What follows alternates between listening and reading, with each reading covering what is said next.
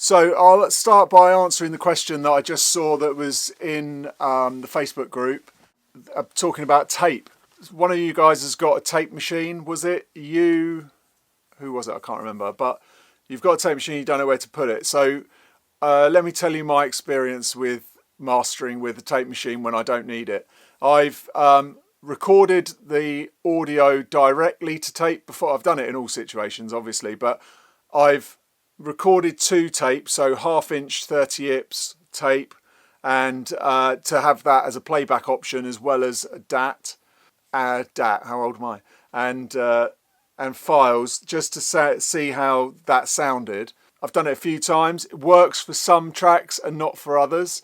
I found with guitar-based music it worked quite well. I had an ATR at the time, so that's what I used. Although I have done it on a Studer as well. How else have I done it? So obviously I've played off of tape and then used that. I mean, the problem with tape sometimes is that it just it's kind of flattens and takes the edges off some of the sounds. So on some tracks it can sound really good. Some tracks that are a bit harsh, it can add a little bit there. And other tracks it can just take the transients off a little bit, I find, depending on how well you've recorded it onto the tape. But you're also talking about where to put it if you just want to run through it. And that is a kind of hit and hope, really. Sometimes it works, sometimes it doesn't.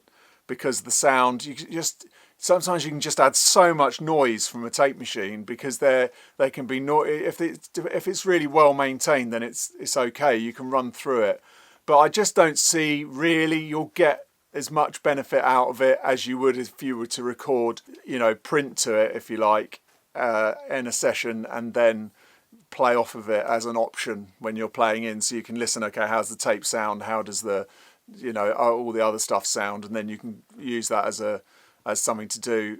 I'd always probably, if I had to say where I'd have it in the chain, it would be at the front as a kind of warmer upper before it goes into my equipment. So I wouldn't have it at the end. I'd probably have it at the front because then I can adjust after it. And I would have, and obviously because I'm playing off tape, then that's at the front anyway. So your analog track seams before the plugins track.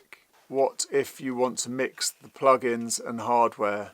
Do you not do this because there is too much conversion?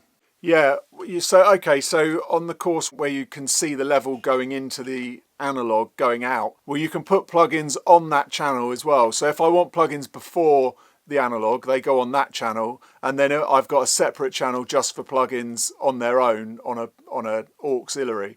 So it means you can put such stuff before and after, which is handy because you don't know what you're going to want to use. I wouldn't go out of the gear into the gear, like twice in and out, because I just think it's overkill really, and there's no need to do that because you are getting too many converters involved, and it's just how much gear do you need on a chain? So you might have an EQ or something before, and I've got digital gear as well, so I have that before my analog chain. So not only can I put plugins, I can put digital stuff before or after, and I can put plugins then after. So I'm only going to have the analog in one part. I'm not going to split that.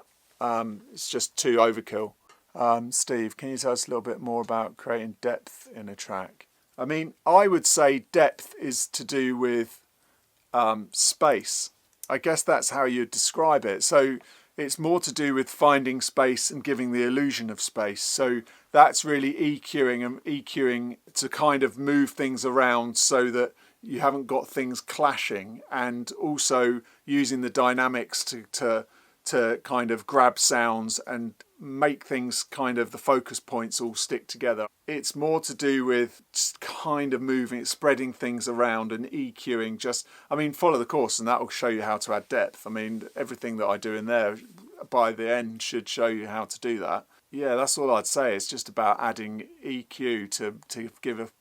Because you're not actually doing anything, are you? You're just adding EQ and moving things around to get that EQ to give you the perceived depth.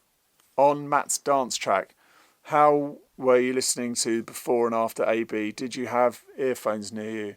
How do I normally A and B? Okay, so I've got my desk here, I don't know if you can see, and it's got it's got 3 inputs, so it's got an input 1 and input 2.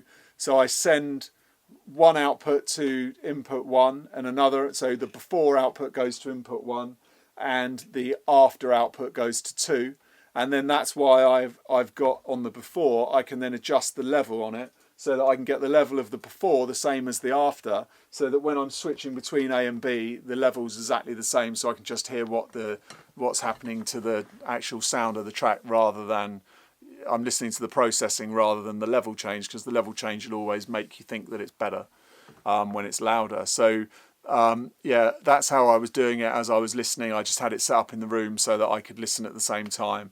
And as I was talking, then I you know, when I was editing the videos, then just cutting out the backing track, but I was listening live as I was doing it, and I'm forever flicking between. It's a real kind of a habit you get into. Do you manage the business side by yourself? Yes, pretty much so. I have a bookkeeper to do my accounts because that's boring, and it also needs somebody who knows what they're doing. But yeah, Matt, who's sitting there now, helps me obviously with the videos and other bits and pieces on the days that he's in. He's not in every day, and everything else I have to do myself. Yeah. So it's not just mastering, there's a lot going on. Any experience with mastering dub techno? I think it's quite a special sound. Yeah, I mean, I approach everything in the same way. I'm not listening in a certain genre needs a certain thing. This is part of a mindset thing, really. The mix is done, it comes in, it's got a sound already. You know they've added loads of low end to it. They've already put the tops on that they want. They've made it sound, that track already sounds how it is. There's nothing I can do to it with mastering that's going to effectively change it from something that, you know what it needs. When you hear it, is what I'm saying, is when you hear it, you know that the bass needs that, because you can hear, okay, I can see where they're going and what they were looking for, so I can make more of that and make that bigger. And the same with the top end. You go, okay, well, I can hear they've got that tizzy thing going on, but I think it probably needs a bit more or a bit less. They've over-egged it, or they haven't done enough. And I'm more of a adder than I am a taker-awayer. So I might take some slithers away and things, and I might cool the tops down with a DS sub. The most important frequency to pay attention to above 5K, where to cut or add to make room for hi-hat sounds. I don't cut in the top end. I might take it in the 5K region, I'm going to DS, or I might have a dynamic EQ on there to kind of bring it back or just add things in.